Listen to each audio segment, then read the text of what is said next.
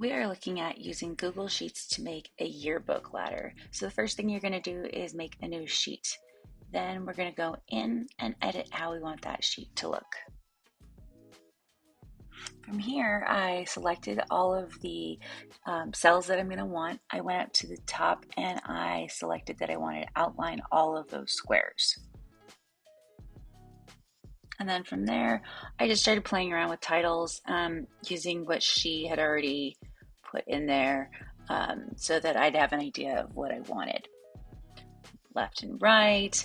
And then I'm going to start labeling all of the columns as they were labeled in the example. The example also split the middle of the set so that you have basically a left-hand side and a right-hand side to mimic the yearbook. And then I just resized that column. So all I did was select the whole thing and then inserted black paint.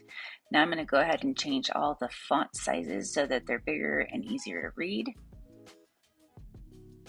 And I'm also going to color my top row so that it doesn't blend in with everything else. So I would select that and then choose what color I want it to be. Probably like a lighter color so I can still see my font. Now, one of my favorite things to do when working in Sheets is to go to View and to freeze the top two rows that I'm working with so that when I scroll around, I don't lose my headers. So I'm just going to go in and say freeze, and I need 2 rows. So I knew I was going to have to edit because I have more than 2 rows here.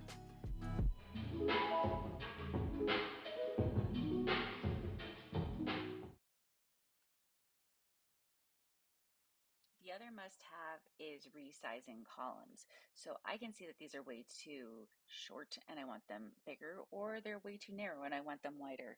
So I can go in, I can resize the column, and sometimes I have to play around with it and figure out what column size I actually want. I'm just going to go in and pick resize column. That's it. So I would do that for every single one. I can make them all the same. So I just go to it, I right click on it, I say resize the column, and then importantly and conveniently, you can also resize your rows so you don't have these skinny little rows. You can have much wider or taller rows to work with, so it's a lot easier. This means you can work with a bigger font, or you can just see it a lot easier.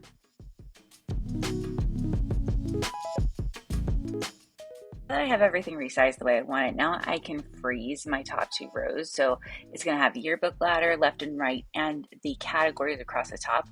I'm going to go in and I'm going to freeze those 2 rows so they don't move. So once I freeze them, I can do whatever I want with the stuff that's in there. So I'm going to go to View, Freeze, and then say top 2 rows. And now when I scroll up and down, those parts don't move. So I always have my headers. From there, I mostly just spent a bunch of time playing around with sizing until I found something that I liked and I thought looked good. So you can do that to your heart's content. Now, here is something that the person who made this did not do. See at the bottom, you have tabs and they say sheet 1, sheet 2, sheet 3. You can right click on these and you can rename them. I made another one. And I took everything from the sheet 1, I copied it, and then I went into sheet 2 and I pasted it. So I have all that work done already. Everything's already functioning. It's already there. I just have to freeze those top 2 rows again. And I could rename these to be upper grade, primary, special events. So I have a tab for each one so I'm not scrolling endlessly for one thing. It's all in separate tabs, so it's a lot easier to find. So now you see down at the bottom, I have 3 tabs, primary, upper grade, and special events. And that's just how I would organize it personally. You can do it however works for you. You don't even have to use these tabs at the bottom. I just love this feature and it's overlooked so much of the time. And after that, I just got graphically nitpicky and tried to make it look as much like the other one as possible and make it look as nice as possible for you. So you will be getting a copy of this template, and now you have a video on how I made it.